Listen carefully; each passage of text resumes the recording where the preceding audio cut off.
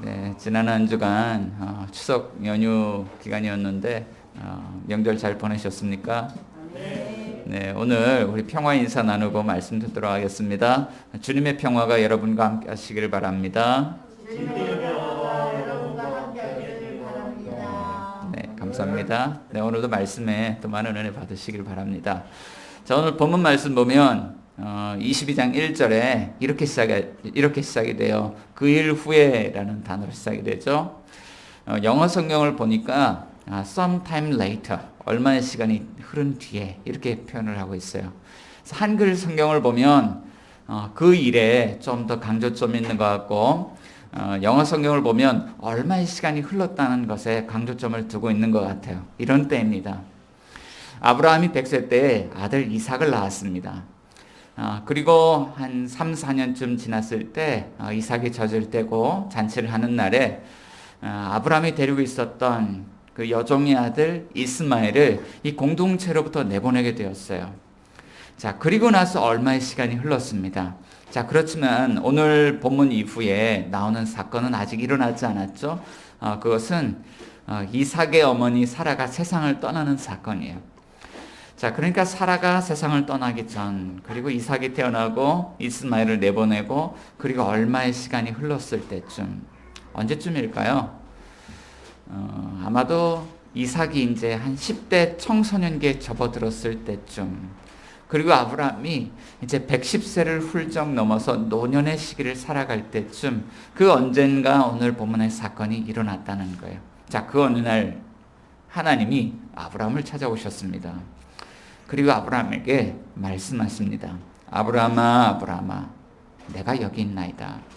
아브라함아, 너는 너의 아들, 너의 사랑하는 독자 이삭을 데리고 모리아 땅에 가서 내가 일러주는 한 산 거기서 그를 번제로 드리라. 하나님께서 이렇게 말씀하셨어요. 자, 번제로 드린다는 것은 어떤 의미일까요? 번제라는 것은요, 하나님께 바쳐질 제물을 잡아서 온전히 불로써 태워서 드리는 제사, 그것이 번제죠. 자, 그런데 하나님이 이 번제에 무엇을 제물로 바치라고 말씀하시냐면 너의 아들, 너의 사랑하는 독자 이삭을 번제로 바쳐라. 하나님 그렇게 말씀하셨어요. 자, 이삭이 노년의 삶을 살아가고 있습니다. 이제 110세가 훌쩍 넘었어요. 75세 때 하란 땅에서 하나님을 만나고 하나님의 약속의 말씀을 듣고 그렇게 하나님과 동행하는 삶의 여정을 시작했는데 이제 한 40여 년 정도 지났을까요? 아브라함이 신앙생활을 하는 한 40여 년, 이 기간 동안에 단 한 번도 이런 하나님을 만나본 적이 없어요. 하나님께서 아브라함에게 내가 너에게 복 주겠다고 약속하시고 그 약속을 이루시기 위해서 아브라함의 그 긴 인생 여정 가운데 하나님이 함께 하셨는데, 참 아브라함이 실수하고 잘못하고 엎어지고 깨어지고 넘어질 때에도 하나님께서는 그를 보호하시고 그를 책임져 주시고 그를 구원해 주시고 약속을 이루시기 위해서 하나님께서 여기까지 인도해 주셨어요. 아브라함이 하나님의 약속을 기다리면서 하나님께서 이루실 일들을 기대하면서 또 여기까지 왔죠. 그리고 실제로 약속의 아들을 주시는 것도 경험을 했습니다. 그런데 인생 노년에 어느 시기에 하나님이 주셨던 그 약속의 아들을 다시 바치라고 말씀하고 있는 거예요. 한 번도 경험해 보지 못했던 낯선 하나님. 나에게 정말 내가 내놓을 수 없는 그것을 요구하시는 두려우신 하나님.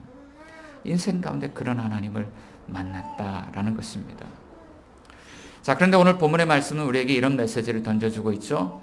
자, 우리도 예수 믿고 하나님이 주시는 구원의 복, 구원의 은총을 누리면서 우리가 인생을 살아갑니다. 자, 우리는 물어보면 하나님이 어떤 분이신가요? 하나님은 아버지 같은 분입니다. 하나님은 사랑이 많으신 분입니다. 우리가 살아오면서 하나님이 얼마나 선하고 좋으신 분인지 우리는 보통 그런 것들을 고백합니다. 그런데 오늘 본문 메시지는 이것을 던져주고 있죠. 우리도 인생 가운데 어느 시점에 하나님이 이렇게 낯선 하나님을 우리에게 다가올 수 있다. 하나님께서 오늘 아브라함에게 말씀하셨던 것처럼 이삭을 번제로 드리라는 이런 요구를 우리에게도 주실 수 있다는 거예요. 자, 그런데 하나님이 우리에게 낯선 하나님으로 찾아오시는 이유가 뭘까요? 오늘 본문 1절에서는 이렇게 말씀하고 있습니다. 자, 그 일 후에 하나님이 아브라함을 시험하시려고, 하나님이 아브라함을 테스트하시려고, 시험하시려고 오늘 이삭을 번제로 드리라 라는 이런 말씀을 주셨다는 것입니다. 자, 만일 우리가 오늘 이 현장에서 하나님의 시험대 앞에 선 아브라함과 같이 오늘도 우리가 하나님의 시험대 앞에 서 있다면, 자, 여러분들은 어떻게 하시겠습니까?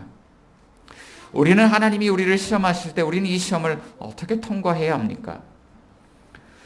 오늘 하나님의 말씀은 우리에게 이런 메시지를 던져주고 있습니다. 믿음을 통하여, 믿음의 순종을 통하여 시험을 통과하라. 믿음의 순종을 통하여 시험을 통과하라. 하나님 이렇게 말씀하고 있죠. 자, 우리 이렇게 한번 서로에게 권면해 봅시다. 믿음으로 순종합시다. 네, 믿음으로 순종함으로 그렇게 시험을 통과해야 된다라는 것입니다. 자, 하나님이 아브라함에게 말씀하셨습니다. 너는 네 아들, 네 사랑하는 독자, 그 유일한 아들 이삭을 번제로 드리라. 아브라함은 어떻게 반응했을까요? 자, 오늘 보면 3절 이렇게 반응했어요. 3절 말씀 한번 읽어볼게요. 시작. 아브라함이 아침에 일찍 일어나 나귀 안장을 지우고 두 종과 그의 아들 이삭을 데리고 번제에 쓸 나무를 쪼개어 가지고 떠나 하나님이 자기에게 일러주신 곳으로 가더니, 아브라함이요 하나님의 말씀을 들었던 그 다음날 아침 일찍 일어났습니다. 말씀에 반응하는데 조금도 지체하지 않아요. 자, 그리고 나귀의 안장을 지우고 떠날 채비를 합니다. 두 종과 그의 아들 이삭을 준비시키고, 하나님이 번제로 드리라고 했으니까 번제에 쓸 나무를 쪼개가지고, 거기 번제에 쓸 나무가 있을지 없을지 모르잖아요. 그러니까 미리 쪼개서 나귀에 싣고 가는 거예요. 쪼개가지고. 그리고 하나님이 자기에게 일러주신 곳 모리아 땅, 그곳에 있는 한 산을 향해서 출발했다라고 하는 거예요.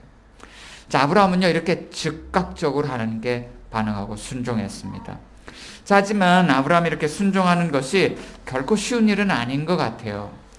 4절 말씀 가운데 보면 제3일에, 자, 3일에 그곳에 도착을 했죠. 브엘세바에서 하나님이 지시하신 땅 모리아 땅까지 3일간 도보 여행으로 걸어야 되는 그런 거리입니다.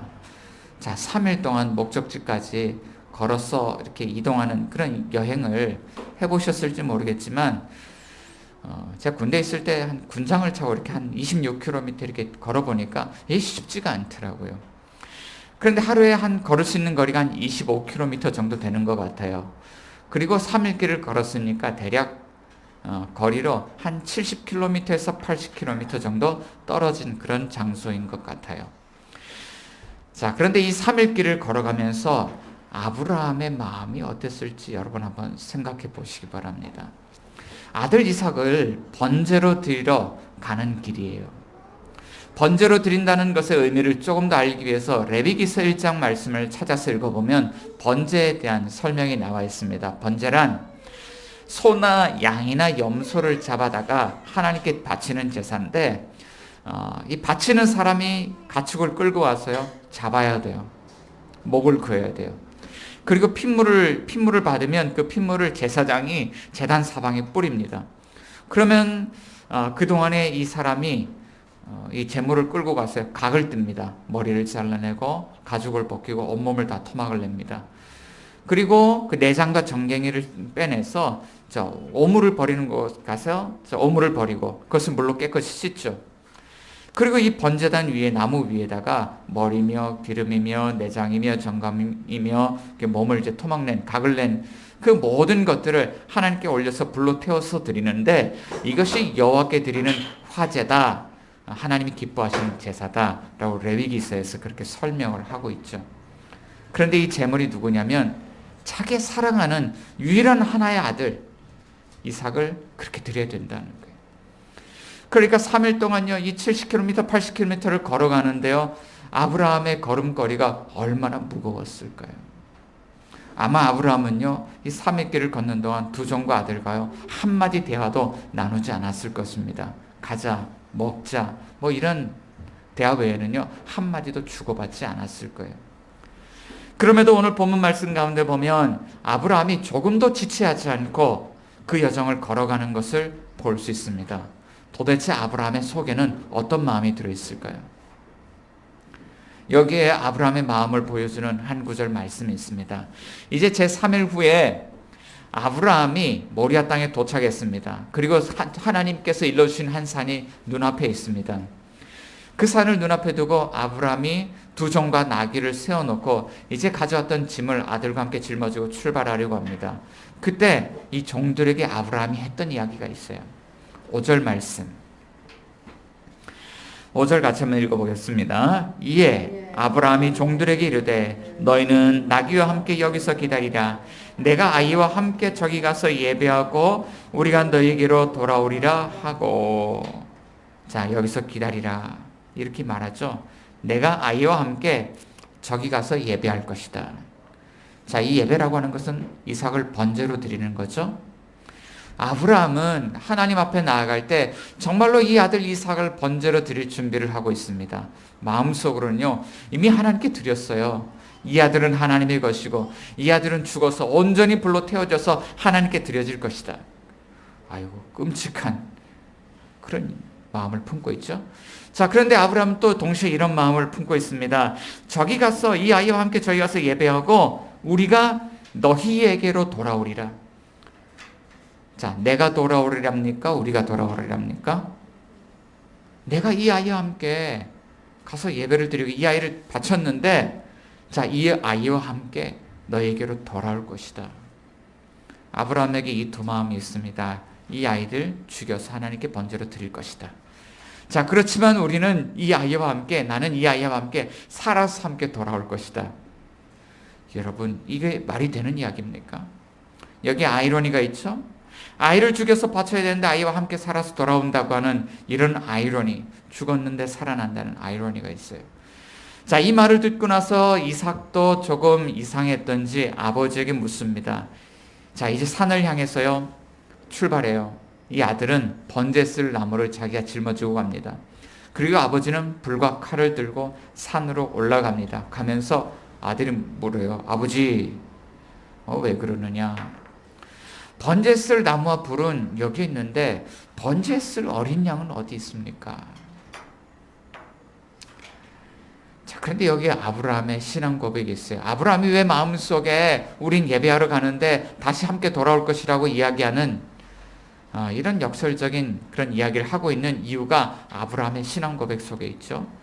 8절 말씀에요. 이렇게 이야기를 해요. 아브라함이 이르되 내 아들아, 번제할 어린 양은 하나님이 자기를 위하여 친히 준비하시리라.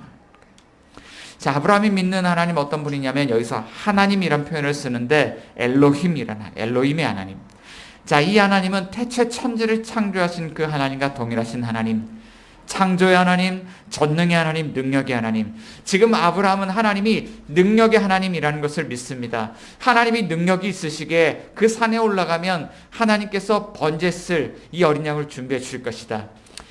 이 예배를 우리가 드리는 것 같지만 이 예배의 주관자는 하나님, 능력의 하나님 그분이시고 이 번제 쓸 이 예물들, 이 제물은 하나님이 친히 준비해 주실 거야. 이렇게 믿고 있죠. 자, 이런 질문을 해요. 하나님이 왜 번제 쓸 어린 양을 준비해 주셔야만 하나요? 지금 아브라함 속에 뭔가 믿는 구석이 있어요. 왜냐하면 능력의 하나님이 아브라함에게 이미 주신 약속이 있기 때문에. 하나님이 약속을 주셨고 이제까지 약속을 성취해 주셨는데 앞으로도 하나님이 이 약속을 성취하시기 위해서 자기 이름의 명예를 지키기 위해서 하나님께서 능력을 사용하실 거야 라고 믿고 있는 거예요. 아브라함이 이스마엘을 내보낼 때 그때 하나님이 아브라함에게 약속해 주셨어요. 21장 12절 말씀 가운데 보면 하나님이 아브라함에게 이르시되 내 아이나 내 여종으로 말미암아 근심하지 말고 사랑한 내게 이른 말을 다 들으라. 여종과 그 아들을 내보내라는 거죠. 왜냐하면 이삭에게서 나는 자라여 내 씨라 부를 것이기 때문에 하나님은 아브라함에게 큰 민족을 주시겠다고 약속하셨어요. 그런데 누구를 통해서 주시냐면 이스마엘이 아니라 이 아들 독자 이삭을 통해서 하나님이 큰 민족 주신다고 약속하셨어요. 그러니까 이삭을 하나님께 번제로 바친다고 하더라도 하나님께서는 이삭을 살려주셔야만 되는 거예요. 양을 주시든지 이삭을 살려주시든지 무엇인지는 잘 모르겠으나 아브라함은 그것을 믿고 있죠. 능력의 하나님이 너 살려주실 거야. 그런 마음을 품고 있다라고 하는 것이죠.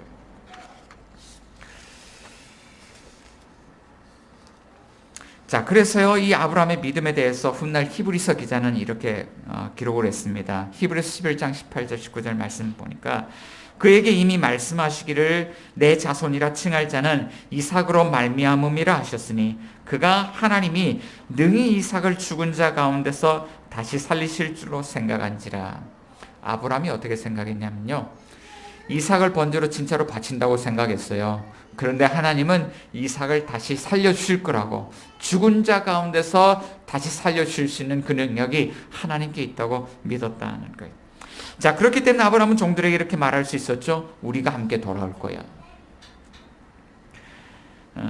그렇다면 하나님의 말씀에 대한 이런 즉각적인 아브라함의 순종이 어디에서 왔습니까? 그것이 바로 믿음입니다. 우린 살아가면서 나는 믿음이 있습니다, 이렇게 고백을 하고요, 교회 오래 다니고 있으면 믿음이 좋은 줄 알아요. 그렇지 않나요? 성경 많이 읽고 전도 잘하고 헌금 많이 하고 아주 헌신적으로 살면, 열심히 노력해서 살면 그것이 정말 믿음이 있는 것처럼 우리는 그렇게 생각하죠. 자, 그렇지만 그것이 이제 온전한 믿음이냐? 그렇지 않다는 거예요. 자, 우리가 믿습니다라고 고백할 뿐만 아니라 정말 하나님이 우리에게 이런 시험을 주실 때요, 그때 우리가 믿음으로 순종할 수 있을 때 하는 그것이 믿음이라고 하는 거죠. 그래서 주의 형제 야고보는 믿음에 대해서요 이렇게 이야기를 해요. 야고보서 2장 22절 말씀 가운데 행함으로 믿음이 온전하게 되느니라 라는 것입니다. 자, 그렇지만 많은 경우에 사람들은요, 시험을 받을 때 이때 주저앉거나 다시 이전의 삶으로 돌아가거나 신앙생활을 포기하는 그런 일들이 많이 일어나는 것을 볼 수가 있습니다. 왜 그럴까요? 자, 두 번째요. 자, 그들은 하나님보다 우리가 시험 받는 그 상황을 더 두려워하기 때문에 믿음으로 순종하는 일에 실패한다. 자, 성경 그렇게 우리에게 말씀하고 있어요. 자, 이제 하나님께서 일러주신 그 장소에 아브라함과 이삭이 도착했습니다. 9절 10절 말씀 가운데 보면 이런 상황이 펼쳐져요. 아브라함은요, 도착하자마자 이렇게 합니다. 제단을 쌓아요. 돌로 제단을 쌓습니다.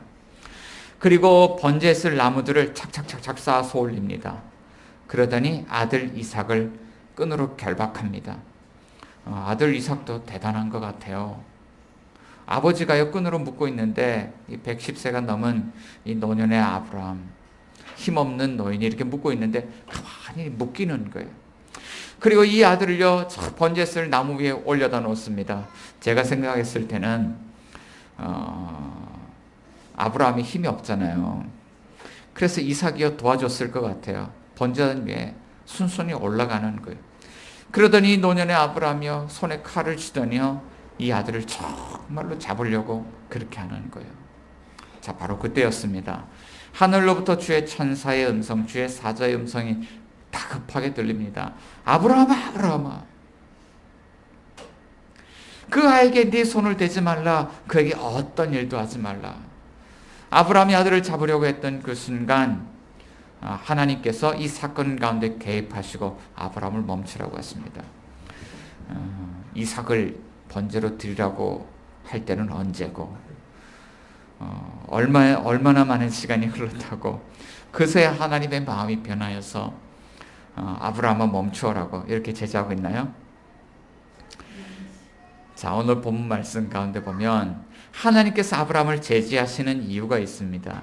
자, 12절 말씀 가운데 이렇게 이야기를 해요. 왜냐하면 내가 네 아들 네 독자까지도 내게 아끼지 아니하였으니 내가 이제야 내가 하나님을 경외하는 줄 아노라. 자, 이삭을 번제로 드릴 때에 하나님이 아브라함을 통해서 보신 것이 있어요. 네가 네 아들 사랑하는 그 독자 이삭을 내게 아끼지 아니하는구나. 내가 이제야 네가 하나님을 경외하는 줄을 안다. 그렇기 때문에 멈춰라 라고 말씀하신다. 자, 바로 여기에 하나님께서 우리를 시험하시는, 테스트하시는 시험의 본질이 있습니다. 하나님께서 우리를 시험하시는 목적은 정말로 이삭을 죽여서 번제물로 바치게 하는 것이 목적이 아니에요. 하나님이 원하시는 것은 우리가 하나님을 경외하는지 아닌지 그것을 보고 알기를 원하신다는 거예요. 여기에 경외하다라는 단어가 나오는데요. 경외하다라는 단어는 두 가지 의미를 품고 있습니다. 하나는 love, 사랑하다는 의미입니다. 그리고 또 하나는 fear, 두려워하다는 의미입니다. 자, 그런데 이 사랑과 두려움은 동전의 양면과 같아서 떨어질래야 떨어질 수 없는 그런 한 세트와 같은 것이죠. 사랑하기 때문에 그 사랑하는 대상을 잃어버릴까봐 우리는 두려워하는 것입니다. 여러분들은 어떤가요? 여러분들은 마음으로 무엇을 사랑하십니까? 그리고 무엇을 잃어버릴까봐 두려워하십니까? 자, 오늘 본문은 우리에게 그것을 묻고 있는 거예요. 어쩌면 아브라함의 마음속에 이런 두려움이 있었을지도 모르겠어요. 자, 아브라함의 마음속에 있는 그것, 하나님 그것을 이렇게 부르십니다. 너의 아들, 너의 사랑하는 아들, 너에게 유일하게 단 하나밖에 없는 독자 이삭을 번제로 드리라. 아브라함의 마음속에 있는 단 하나의 유일한 사랑, 그것을 잃어버릴까봐 전전긍긍하며 살아가는 그 아브라함의 마음속에 있는 단 하나의 그 사랑, 하나님께서는 그것을 묻고 있는 거예요. 자, 아브라함은요 그것을 잃어버리는 것에 대해서 매우 두려워했을지도 몰라요. 노년이 되면, 나이가 들면 들수록, 해가 바뀌면 바뀔수록 그 두려움은 더 커져만 갔을지도 몰라요. 100세의 아들을 얻었습니다. 그리고 그 아이가 젖을 때는 날에 하나 더 있었던 여종의 아들을 내보내었습니다. 유일하게 남아있는 아들. 그리고 이 아이가 10대 소년이 되었습니다. 아브라함은 이 아이가 자라는 것을 보면서 아버지로서 이 아이에게 정말 가르쳐주고 물려주고 싶은 많은 것들을 가지고 있었습니다. 자, 그러나 그에게 결코 뛰어넘을 수 없는 너무나도 엄청난 장애물이 하나가 있습니다. 나에게 나이가 너무 많다는 것, 나에게 살 날이 많이 남지 않았다는 것, 그리고 내가 이 아이와 시간을 가져주는데 내 이 노년의 어떤 그런 물리적인 연약함 때문에 이 아이와 함께 할 수 없다는 것, 그것이 날마다 아브라함의 마음을 괴롭고 힘들게 했을지도 몰라요. 저도 아이 넷을 키우면서 살아보니까요, 왜 사람들이 내리사랑 하는지 조금 이제 이해를 하는 것 같아요. 이제 10년 전만 하더라도, 이 큰아이가 태어나고 둘째아이가 태어났을 때만 하더라도 제가 그렇게 쉽게 빨리 지치질 않았습니다. 그래서 아이들과 놀아주면서 별로 피곤한 줄 몰랐는데, 이제는요 아이들과 놀고 나면요 온몸에 진이 다 빠지는 것 같아요. 그리고 어떤 일이 일어나기 시작했냐면, 우리 큰아이 승우하고 둘째아이 준호가 이제 몸으로 하는 그런 어떤 일들이나 게임들이나 어떤 운동이나 이런 걸 하고 나면 이제 저보다 더 잘하기 시작했어요. 저보다 체력이 더 나아요. 그리고 아이들과 놀고 나면 얼마나 피곤한지 저녁에 집에 가서요, 예전에 안 그랬는데요, 저녁에 픽 쓰러져서 잠이 드는데 그 다음날 아침에 일어나는 거예요. 체력이 잘 회복이 되질 않습니다. 그러니까요, 이제 아이들과 몸으로 뛰는 것을 좀 더 적게 하게 되는데, 이 적게 하는 것 때문에 누구에게 미안한 마음이 가냐면 우리 셋째 아이한테 미안한 마음이 가고요, 막내에 가면서 미안한 마음이 더 커지는 거예요. 그러니까요, 이제 밑으로 내려갈수록 아이들에게 어떤 마음이 주어지냐면 더 관대해지는 거예요. 오냐오냐 키우면서 아이들을 받아주면서 그렇게 이제 지내게 되는 것 같아요. 그래서 이게 내리사랑이라 그러는구나. 자, 그런데 110세 노년의 아브라함을 한번 오늘 우리의 시점에서 생각해 봅시다. 110세의 아브라함은요, 이 청소년이 된 아들과 함께 축구를 할 수도 없습니다. 함께 캐치볼을 할 수도 없습니다. 아이와 함께 할 수 있는 부분들이 점점 빠르게 사라지고 있습니다. 그리고 아들을 향한 이 사랑은 이내 두려움으로 변하고 있습니다. 이 하나밖에 없는 아들 잘 키워야 되는데, 이 하나밖에 없는 아들에게 내가 가진 모든 것을 다 전수해주고 가르쳐 주어야 되는데, 내가 죽고 나면 이 아이가 홀로서기를 잘 할 수 있을까?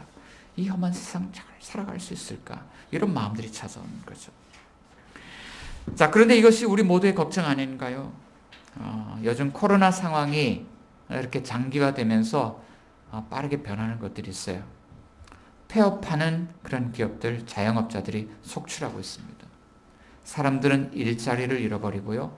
많은 사람들이 많은 사람들의 소득이 줄어들고 있습니다.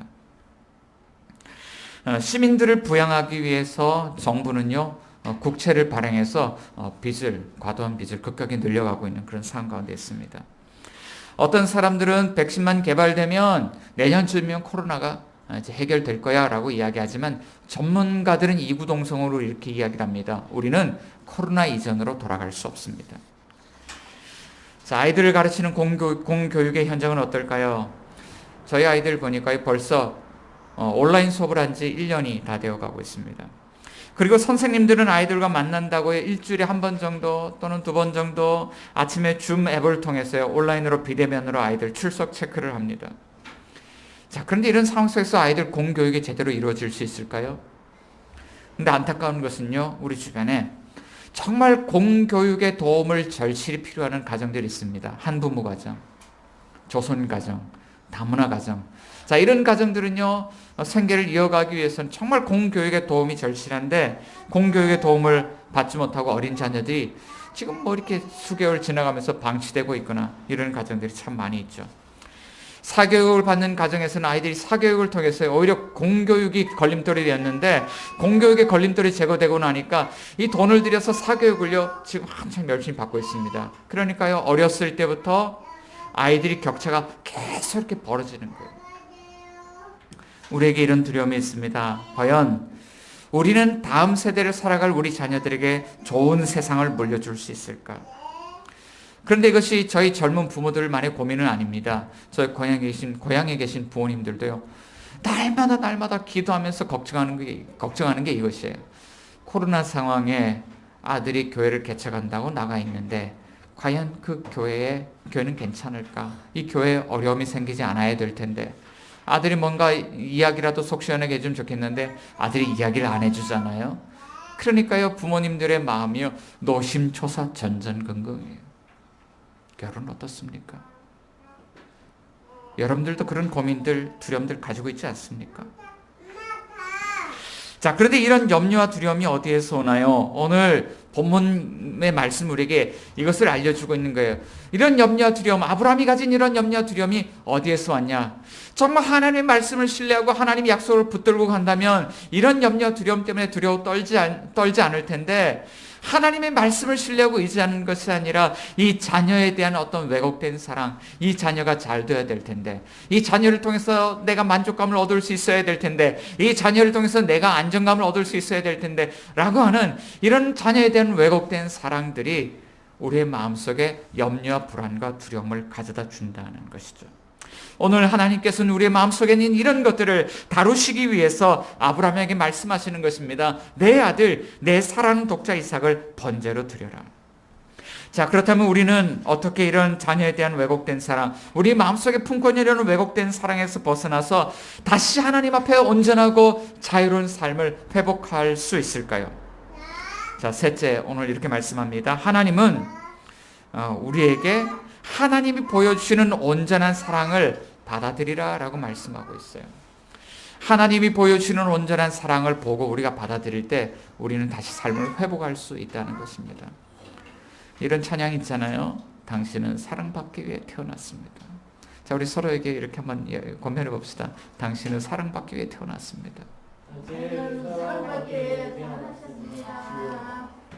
네, 여러분 사랑받기 위해 태어나셨어요. 이제 아브라함이 주위를 둘러보니까요, 한 수장의 뿔이 풀에 걸려서 오도가도 못하고 있었습니다. 자, 그리고 그는요, 이것이 하나님이 예비해 주셨다는 것을 믿고요, 그 수장을 잡아다가 이삭을 대신하여 번제물로 드렸습니다. 그리고 그 땅의 이름을 여호와 이레라고 불렀는데, 여호와 이레라는 그런 말의 의미는 여호와의 산에서 준비되리라 하는 의미입니다. 자, 여기서 이르에라는 말이 나옵니다. 자, 이 말은 준비되리라라고 하는 뜻인데, 이 동사의 원형을 보면요, 준비하다, 보다, 알다, 이해하다라는 이런 의미를 가지고 있습니다. 오늘 본문에서는요, 준비하다라는 이런 단어로 번역을 했는데, 만약에 이 단어를요, 보다라는 뜻으로 해석을 하게 될 때 오늘 본문은 우리에게 이렇게 다가오기 시작합니다. 여호와 이레라는 말은 여호와의 산에서 여호와께서 보신다는 거예요. 자, 아브라함이 하나님 앞에 나아갈 때 이 이삭을 번제로 드린 현장에서 하나님은 아브라함을 보셨다는 거예요. 네가 네 아들 사랑하는 독자 이삭을 내게 아끼지 않고 아낌없이 드렸으니 내가 이제야 하나님을 경외하는 줄을 아노라. 하나님 우리 예배 현장에서 어떤 마음으로 예배하는지 하나님은 보신다는 거예요. 오늘 우리가 모여서 예배 드립니다. 그런데 이 예배의 모습들이요, 아주 귀한 것은요, 하나님께서 우리의 마음의 중심을 보시는 현장이기 때문에 그렇습니다. 오늘 우리 아침에 우리 성현 형제가 일찍 나와서 이렇게 예배를 준비해 주셨는데 오늘 올 거라고 생각을 못했어요. 오늘 이제 야간 근무 또 들어가야 되니까 그래서 안 와도 괜찮다 그랬는데 아마도 이런 마음의 중심들을요 하나님 보신다는 것이죠. 자, 두 번째 여호와 이레라는 말은요 또 여호와께서 보여주신다는 의미입니다. 자, 무엇을 보여주실까요? 오늘 본문 가운데요 여호와 이레. 자, 여기서 단어를 여호와라는 단어를 썼는데 영어 성경에서는요 로드라는 단어를 씁니다. 여호와라는 이름을 바로 부르지 않고요 여호와를 부를 때요 주님이라고 부르십니다. 그러니까 하나님께서 예배 현장에서 우리에게 보여주시는 것은 자, 하나님이 주님이시다. 자, 아브라함은요 하나님이 친히 준비해 주실 거야, 번제할 어린 양 하나님이 친히 준비해 주실 거야 라고 고백을 했는데, 자, 여호와께서 그것을 준비해 주셔서 자, 능력의 하나님이 바로 주님이야. 능력의 하나님이 주님이라는 사실을 하나님이 보여주셨다는 거예요. 자, 그렇다면 아브라함이 이런 예배 현장에서 여호와 이레의 하나님, 능력의 하나님이 우리의 삶의 주님 되시고 주인 되시는 것을 예배 현장에서 발견했을 때 이제 아브라함의 인생은 어떻게 살아갈 수 있을까요? 그가 여호와 이레의 하나님을 만난 후에 그는 이제부터요 하나님이 무엇을 말씀하시든지 이제는 능력의 하나님이 우리의 삶의 모든 상황을 통제하신다는 사실을 믿고 이제는 아들에 대한 왜곡된 사랑, 아들을 잃어버릴 것에 대한 그런 두려운 마음이 아니라 하나님의 말씀을 신뢰하고 하나님 말씀을 즐거워하고 하나님의 자녀로서 이제 새로운 삶을, 자유로운 삶을 살아갈 수 있다는 것이죠. 자, 그런데 이 사건은 장차 여호와의 산에서 하나님이 보여주실 한 사건을 예표합니다. 여러분, 모리아산이 어디일까요? 바로 이 모리아산은 어디냐면 역대하 3장 1절 가운데 보면 예루살렘 모리아산, 솔로몬이 여호와의 성전을 건축한 산이 바로 이 모리아산. 그리고 장차 이곳에서 하나님이 자신의 아들을 내어주실 그 산이 바로 모리아산. 이 산에서 아브라함은 자신의 아들 이삭을 하나님께 번제로 드렸습니다. 그런데 훗날 이 산에서 하나님도요 자신의 아들을 십자가의 화목제물로 내어주셨어요. 이 산에서 아브라함의 아들 이삭은 자신이 번제했을 그 나무를 직접 지고 올라갔습니다. 그런데 하나님의 아들은 자신이 매달릴 십자가를 자신이 지고 이 산을 훗날 지고 올라갔어요. 자, 그리고 아브라함은 그 아들 이삭을 번제로 드리기 위해서 아브라함의 아들을 결박하고 죽이려고 하는데, 자, 아들 이삭은 그것을 저항 없이 받아들이고요 그 번제단 위에 올라갔죠. 그런데 하나님의 아들도 자, 그곳에서 십자가에서요 도수장에 끌려가는 어린 양과 같이 말없이 저항 없이 하나님의 뜻에 복종하셨어요. 자, 그렇지만 여기에 차이가 있습니다. 그러나 아브라함의 아들 이삭은 하나님이 준비해 놓으신 한 수량으로 말미암아 생명을 얻었지만, 하나님의 아들은 하나님의 어린 양으로서 버림을 받고 십자가에서 진짜 불시험을 당하고 그는 죽임을 당하셨습니다. 누구를 위해서입니까?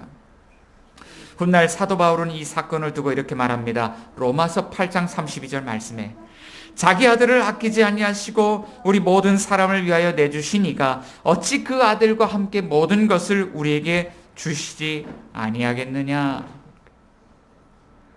아브라함이 하나님께 아낌없이 아들을 내어드렸습니다. 자, 그러나 하나님은 그 아들을 살려주셨어요. 왜냐하면 하나님께서 아낌없이 자기 아들을 내어주시고 하나님의 신실한 사랑을 그 아들을 통해서 우리에게 보여줄 것이기 때문에. 자, 그렇기 때문에 하나님이 약속하시죠. 자기 아들과 함께 모든 것을 그 믿는 자들에게 다 내어주시지 않겠느냐. 자, 그런데 하나님이 내어주실 그것들에 대해서 오늘 보면 15절부터 18절 사이 이런 약속이 있는 거예요. 자, 17절 18절 말씀 같이 한번 읽어봅시다. 17, 18절 시작. 내가 내게 큰 복을 주고 내 씨가 크게 번성하여 하늘의 별과 같고 바닷가의 모래와 같게 하리니 내 씨가 그 대적의 성문을 차지하리라. 또 내 씨로 말미암아 천하 만민이 복을 받으리니 이는 내가 나의 말을 준행하였음이니라. 자, 하나님이 아브라함에게 조건이 있는 약속을 주셨죠. 네가 너의 고향과 친척과 아버지의 집을 떠나면 복 주겠다. 그런데 아들 이삭에게는 조건 없는 그런 약속을 주셨어요. 자, 너의 자손이 번성하여 하늘의 별과 같고 바닷가의 모래 같게 될 것이고, 자, 너가 대적들의 성문을 쳐부수고 들어가서 대적들의 땅을 차지하게 될 것이고, 내 씨로 말미암아 이삭으로 말미암아 천하 만민이 복을 얻겠다. 자, 그런데 하나님이 우리에게 이삭보다 더 나은 아들 이삭을 우리에게 주셨다는 것이죠. 그가 누굽니까? 우리 주 예수 그리스도. 만약에 이 사건 이후에 감춰져 있는 하나님의 복, 하나님의 나라가 있다는 사실을 안다면요, 우리는요, 염려하며 두려워하며 살아가지 않을 거예요.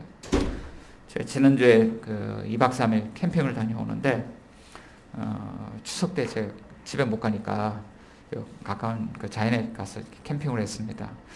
그런데 아주 특별한 그런 시간을 보냈던 것은 고향에 가지 않은 우리 형제 두 분을 초청해서 함께 2박 3일의 시간을 그곳에 보냈습니다. 그런데 함께 보내려고 하니까 얼마나 준비할 것이 많아요. 텐트 2개, 뭐 천막도 하나 가져가고요, 테이블도 3개나 가져가고요, 의자도 8개나 가져가고요, 또 거기 화로대도 가져가고요, 버너도 가져가고, 뭐 식기도 가져가고, 뭐 그늘막 같은 것도 뭐 가져가고, 저희 애들 뭐 짐이 얼마 많아요. 트렁크도 2개나 가져가고, 짐이 너무너무 많아요. 이불도 가져가고. 차에요, 빼곡하기 싫었는데요, 바닥부터 천장까지 빈 공간이 하나도 없어요.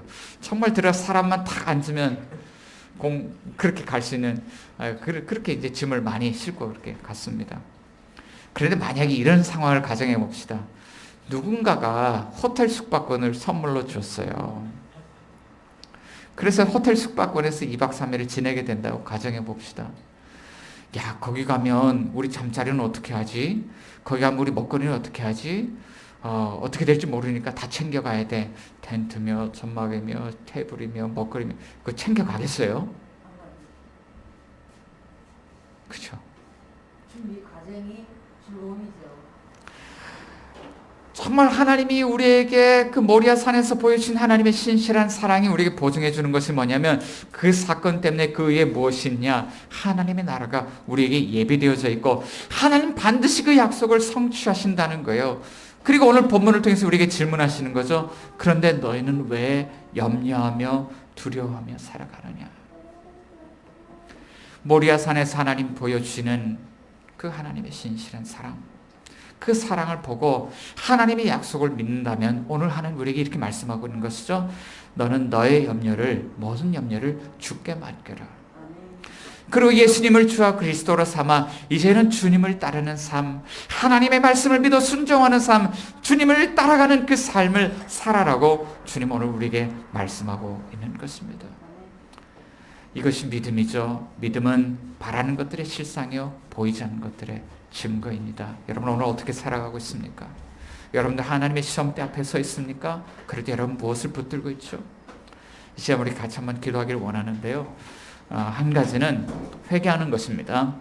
주님, 우리가 마음속에 두려워하고 불안에 떠는 것은 우리가 주의 말씀을 신뢰하는 것이 아니라 다른 것들을 사랑하기 때문입니다. 주님, 우리 마음속에 있는 이런 우상들이 오늘 무너지길 원합니다. 주님 용서하여 주시옵소서. 그리고 우리 복음을 받아들입시다. 주님 모리아 산에서 보여주신 하나님의 그 신실한 사랑을 자꾸 믿지 않고 거절하고 그렇게 살아왔는데 이제는 그 사랑을 믿음으로 받아들이길 원합니다. 주님이 십자가에서 우리에게 선물로 주신 그 사랑 때문에 오늘 우리도요, 우리 자신을 사랑하고 주의 말씀대로 살아가길 원합니다. 주님 우리에게 주의 성령을 부어